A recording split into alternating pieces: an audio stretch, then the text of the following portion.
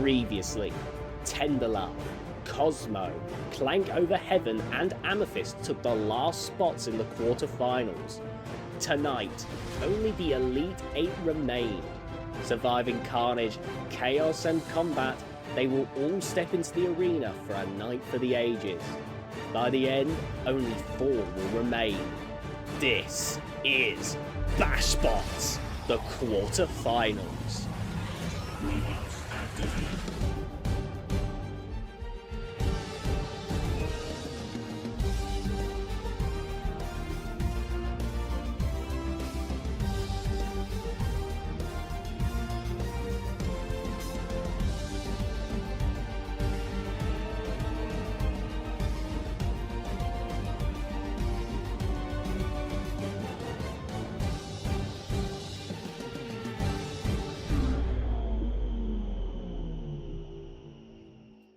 Hello everybody and welcome back to BashBots 2020. I am your host, the Dominus Ignis, and tonight it's the quarterfinals. 30 robots started out in this tournament and now we are left with the Elite 8, the toughest robots in the competition. They are competing for this, the Giant Wrench, and hope to become the BashBots Season 2 champion. Let's take a look at the bracket. At the top we can see the 1 vs 8 matchup between Clank over Heaven and GT Nihon. Moving over to the other side, Tenderlove and Amethyst will battle it out as a rematch of their Season 1 battle. At the bottom, Polis will be taking on the RA2 legend Ursula, and on the other side, in a 4v5 matchup, Thunderwave and Cosmo will be fighting. First up tonight in the quarterfinals, Amethyst and Tenderlove will battle it out for a spot in the semi-finals. In Season 1, these two robots fought and Tenderlove came out on top on a judge's decision. Will history repeat itself or will Amethyst take the win? Let's take a look at how these two robots made it this far. In the qualifiers, Amethyst fought Blazo Discus and dismantled it over the course of the fight. This performance was good enough in the selection committee's eyes to give it the number 2 seed where it fought Chrome Monster. Ending the fight with an out of the arena using the horizontal spinner, Amethyst showed that it meant absolute business. Tenderlove fought Rumble in the qualifying round. It showed it was capable of dealing with spinners and got Rumble stuck on the wall, winning by KO, but he only got the 7th seed. In the round of 16, defeat looked certain after Type 18 destroyed parts of it early, but some brilliant driving saw Type 18 forced into the corner and out of the arena. Let's send it down to our match analyst, the Dan Beaver, to break down the fight. Oh boy, a rematch! Not just a matchup between two BashBots titans, but one that is charged by a fight between these two very same robots done just a year ago, as both teams have improved since and spent the last few rounds showing us just to what extent. I think this is a fight we all wanted to see again. Amethyst has certainly shown some scary improvements, tearing apart both foes before and boasting a sign that, if I didn't know better, I'd say was built entirely for this fight. And well, adding all of that together, it looks to be a worthy winner. But Tenderlove just showed us all that it can handle deadly spinners, as it casually lifted Type 18 right out of the arena. So really, this match was just as close as it always was, so I don't know what else to tell you. Let's see the fight. Ladies and gentlemen, are you ready? It's robot fighting time! In the red square from England, it's Amethyst! And out comes our number 2 seed Amethyst. They had a good run last year, but they've done even better here, living up to that second seeding by force as they beat the big shock of the tournament, Chrome Monster there. In the blue square from England, it's Tenderlove! And into the arena, Tenderlove. Always an interesting foil to any opponent. It might worry our number 2 seeds Amethyst here on a good day. Yoshi for company. And here was the interesting Uta to get this far on Type 18. Should be an equally interesting matchup in the BashBots quarterfinals. Well, same as always, really. It's about, driving at him quickly. Hopefully get a wheel or something. But we've done this before. It didn't work 12 this time. Hopefully the new machine got a better chance here. See what happens. Out-wedging Sploon will not be an option. So I'm just going to have to outmaneuver him. I don't know if I'll be able to chuck him out of the arena quite as effectively as I might be able to, but he is a powerful horizontal spinner. Physics are never on their side, and hopefully I can use that to my advantage. So Tenderlove very scared of those brand new wedgelets on the front of Amethyst.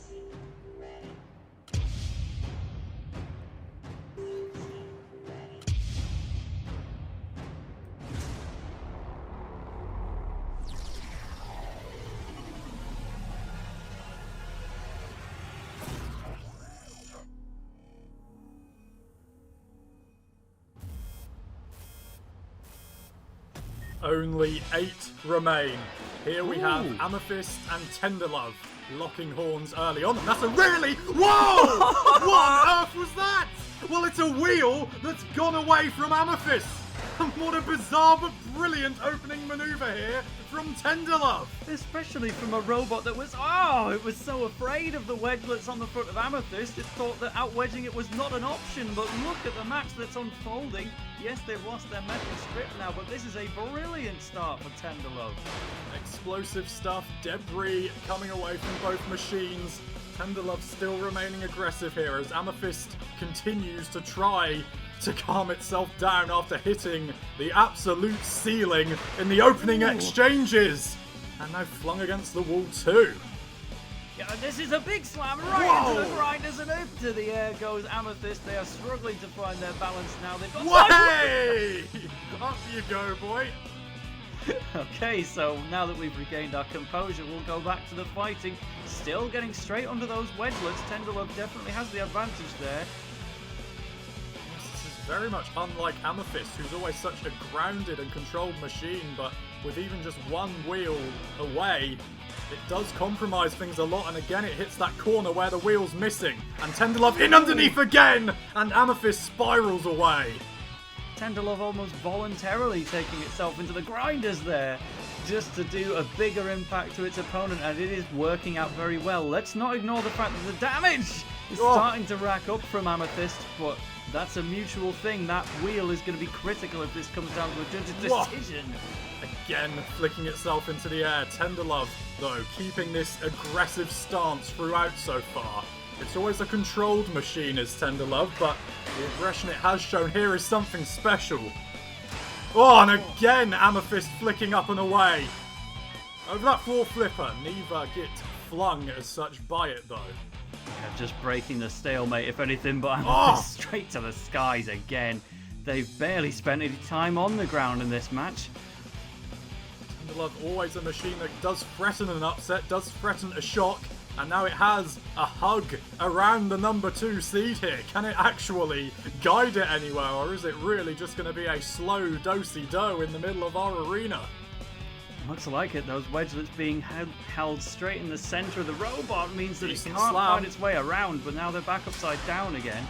Some chip damage being caused there, though. This is not over yet. Oh! Tenderlove spiraled away by our arena hazards that time. Can Amethyst do something striking in the closing stages here? It looks unlikely, but it has got the weaponry to do so. Oh, and they're keeping it balanced on the wedgelets, and with one more deflection, that has gone to the judges, and that was a very good match indeed. Terrific opening quarterfinal battle here in BashBots Season 2. Alright, so this is what the judges are going to be looking at. There's the initial charge from Tenderlove that proved it had the lower wedge as Amethyst goes flying into the ceiling.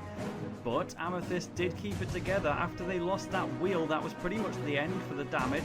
Tenderlove also lost their own wedge there, so this may have been closer than it looked. But certainly if you're going on control, Tenderlove had the advantage here. Let's see what the judges think. The results from the judges are in. The winner, by unanimous decision, is Tenderlove! And once again, beating Amethyst by judges' decision, Tenderlove becomes the first robot to move on to the semi-finals while it's game over for Amethyst. Next up, Clank over Heaven will take on GT Nihon in the 1 vs 8 seed matchup. In the qualifying round, Clank showed the power in its weapon, repeatedly tossing Navigator into the air, and won by a judge's decision. He quickly disposed of Mygronic in the round of 16, throwing him out of the arena. GT Nihon faced Outlaw Evo in the qualifying round, where a fight full of hazard and big hits saw GT Nihon win the judge's decision. This earned it the 8th seed, one higher than last season, where it faced Corruption, a very similar design. In a back and forth fight, it went the full distance and GT Nihon won the judge's decision again. Let's send it down to the damn Beaver to break down the matchup. So, considering that we have two robots here who just love to get to the point, I'm gonna celebrate we're doing the exact same in this analysis. So I reckon that what makes this fight right here is durability. Both Clank Over Heaven and also GT Nihon here have taken on some nasty spinners, and both times they came away with barely a scratch on them. So what deciding factors can we see here? Well, Clank's spinner did go and throw Mygronic right out of the arena last round, so I think that's a certain advantage we can give them there in weapon power. But Nihon's border of sorts could make all the difference. We have no doubt to its effectiveness, and with that help, we could be looking at yet another brilliant upset. Ladies and gentlemen, are you ready? It's robot fighting time! In the red square from Lithuania, it's Clank Over Heaven!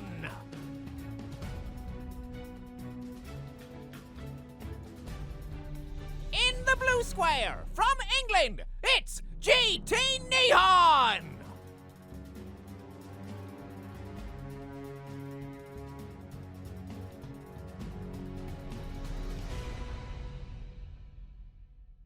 Okay, my strategy for this fight is I'm gonna out-wedge him, and then I'm gonna hit him with my vertical spinner, and then I'm gonna do that until I win. In terms of fighting him, I just need to try and stay on top of him best I can, get under him whenever, because if I let him get away, that's when I lose, I feel. I don't think I can match four-wheel drive with just two-wheel drive in terms of maneuverability, so I need to stay on top of him.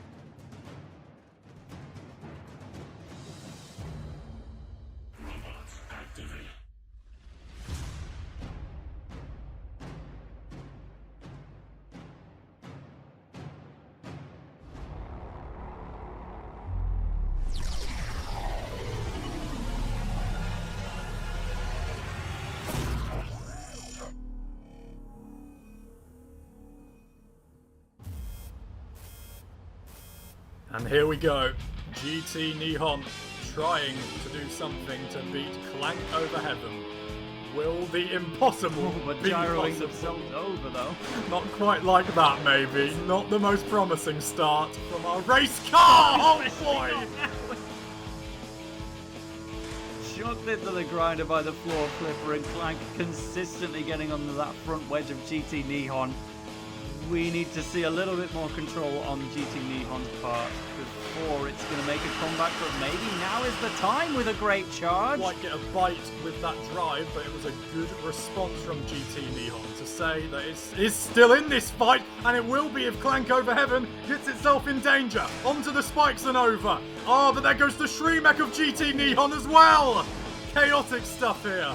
Fortunately, getting away with it there, it manages to self right off the drum instead, but this time can they?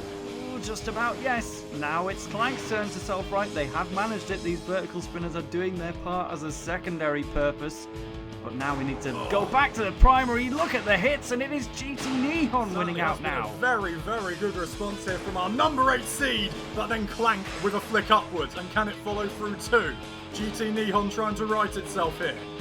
Biting into the arena floor, but not righting from the arena floor. Clank closing in again. Oh! Oh, and a big hit takes off some of the front and top armor of GT Nihon. The judges will be measuring the time that's spent on their backs, and sometimes it's going to be that extra mobility that could count, but the damage too is so important. The weaponless GT Nihon. It's been a brave GT Nihon. But there's not much it can do now. I think they've accepted defeat. Well, they'll have to now. There's no choice.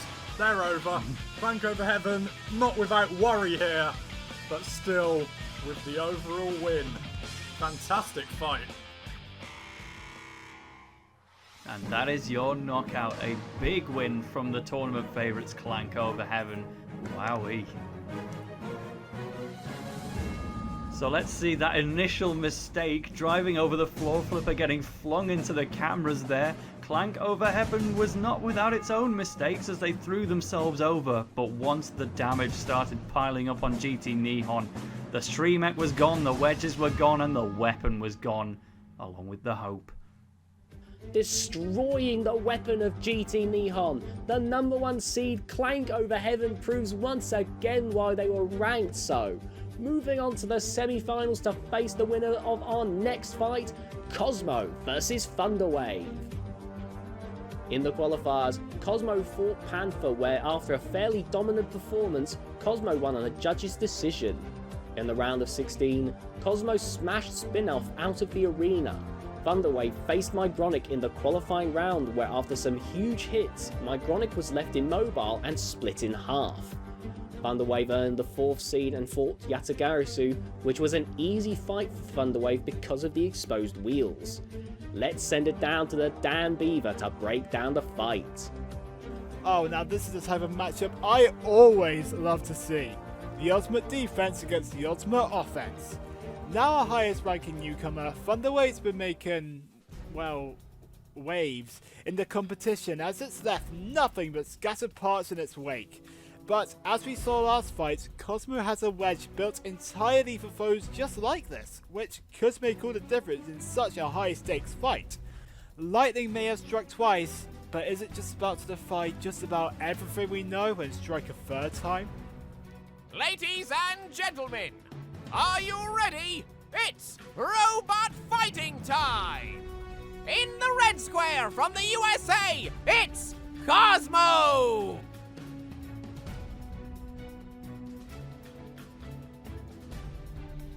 In the blue square from the USA, it's Thunderwave!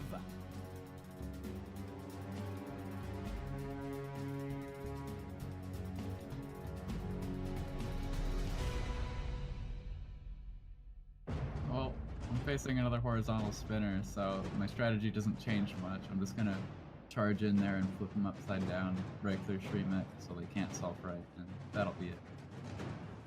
F*** 'em.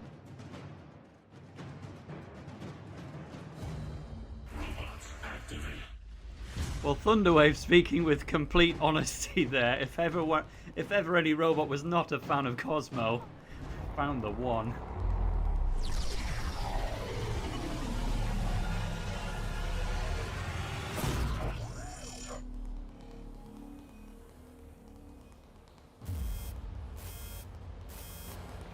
Well, the Thunderwave mentality is clear. Cosmo trying to come in without fear, and that's a good first attack. And getting at the rear of Thunderwave 2 is Cosmo. Can it follow through with that dart, I wonder?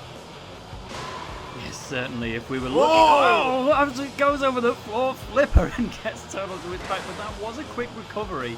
And you got to notice as well that Thunderwave's weapon does hit behind it. Cosmo thought they'd found the vulnerable side, but then went straight in front of the spinner hit, and that's a dual one. Cosmo on its back here. In trouble, because that weapon is not up to speed and the wheel's gone. Cosmo in danger here and floundering. And the last machine you want to be overturned against is Thunderwave. We've seen what it can do against the likes of Mygronic. And is that it? Is Cosmo finished? Thunderwave. This would be very out of character for Cosmo, but we might be looking at a count out here unless Thunderwave wants to bring it back with more hits. Cosmo's kind of fidgeting in place on those wheels, but there goes another one. That's going to make it even harder. Wow. And Cosmo has been counted out. Not even out of first gear. What a bizarre, quick, explosive fight. Thunderwave the winners. So certainly by seeding, that was not an upset. Thunderwave is our number 4 seed, but I can tell you from my experiences, this is not what I expected, especially when looking at Thunderwave's history with Deathstalker. But here, it was a dominant performance. Wheels were ripped off, the spinner was silenced, and Thunderwave's victory was pretty much solidified within the first 30 seconds. And winning by knockout, Thunderwave moves on to the semi-finals where it will face Clank over Heaven. It's time for the final fight of the night and of the quarterfinals, where Ursula and Polis will battle for the chance to fight Tenderlove. Let's see how these two robots made it to the quarterfinals. Polis has had a pretty straightforward run, having a little trouble in the qualifiers before flipping Hospice out of the arena. In the round of 16, facing the 14 seed Sea Devil, Polis was initially hanging back before positioning Sea Devil perfectly for an out of the arena shot. Ursula fought Joya in the qualifiers where it dealt significant damage, but it still went 3 minutes and Ursula won the decision. In the round of 16, it faced fellow Tribar Firewave. In a ping-pong match, both robots sustained small bits of damage and Ursula won the judge's decision. Let's send it down to our match analyst to look at the matchup. From Sea Devils to the Wicked Witch of the sea herself, Polis sure is having a very themed bracket this year, aren't they? They barely gave Sea Devil a moment to breathe, eventually pushing them out of the arena after an absolutely suffocating performance, leaving Ursula with a lot to prove in this fight. Speaking of Ursula, as the only robot to pull off a seeding upset in the last round, they may seem like they're a bit out of their depth, but after you beat a Firewave, anything seems possible. What only helps matters is that in the qualifying rounds, Ursula showed themselves more than capable of self-righting, and that could make all the difference, even if Polis can struggle to blows like against Sea Devil. This to me looks like a much closer match than the seeds imply, and really, is there anything more exciting? Ladies and gentlemen, are you ready? It's robot fighting time! In the red square, from England, it's Ursula! And here comes Ursula, the lowest seed left in the competition here at number 11 off the back of beating the 6th seed Firewave. There we also see them dominating Joya in the opening stages. In the blue square, from Ireland, it's Polis! And out comes Polis, one of the big boys again, trying to go all the way this time with that refined design. Number 3 seeds, the favourite in this one too, certainly was the favourite against Sea Devil, which it also dispatched of. The final quarter-final matches here. Who will be the winner in it? So I was ecstatic to get the judges win against Mystic, but then I found out I was against Kroger, so this is going to be an interesting fight. I don't think it's going to last a full 3 minutes, whether that's because I'm either thrown out in 30 seconds or if I take out all of his wheels. It's going to be a tough fight. It's just, I feel like Kroger's such an insanely good driver and his wedge is going to be superior to mine, but my only hope is to just turn Polis into a stripper. So we're up against another big full body weapon, so it's kind of just the same plan as the last fight. We're going to try and get the blade stalled, hopefully get him into a corner, maybe take advantage of his slow self-riding time, hopefully get him out.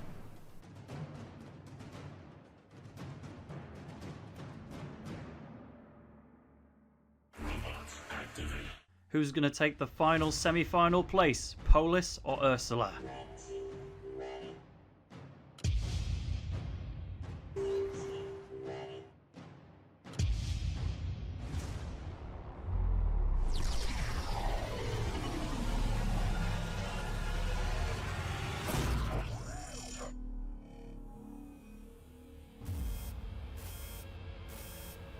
Here we go. Is this set up to be Polis's year? Or will Ursula throw us a massive curveball here in the quarter-final matchup remaining? Oh, they're curving their spinner into Polis in the early stages and they tumble it over, so that's a nice early lead as Polis drives over the kill source. They have to fire the flipper just to change their course of momentum and get out of the way, but speaking of momentum, through the air goes Ursula and rebounded into Polis there. Well, the good thing about Ursula is it is remaining rather flat while it's in the air from these Polis flips. And it's a very interesting early period here. Polis a bit haphazard at times with the flipper activation, but Ursula could be in trouble there and spiralling back on to its wheels, thankfully for it. then going straight on with the wedge, and they don't seem to be getting a very good bite on those attacks. Polis definitely having the defensive advantage here, especially when Ursula's going to drive into the kill zone, but Polis drives into that. Well, you can tell it's high-stakes stuff here. Both machines desperate to take advantage of every little slip-up from the other, but they're putting themselves in danger just as much as they're trying to take advantage. Who can take a big step here with a big attack? Still lining each other up. Little jabs, little feeling moments here. Ursula clipping those tyres at the side, but not ripping.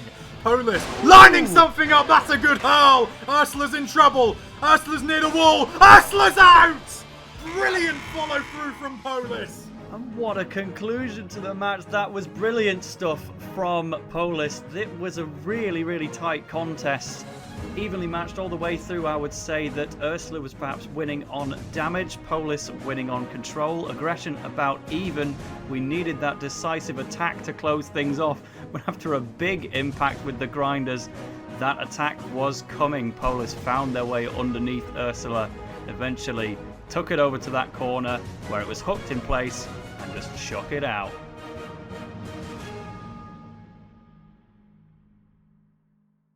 And with a third out of the arena in a row, Polis moves on to the semi-finals where it will face Tenderlove in another rematch from Season 1.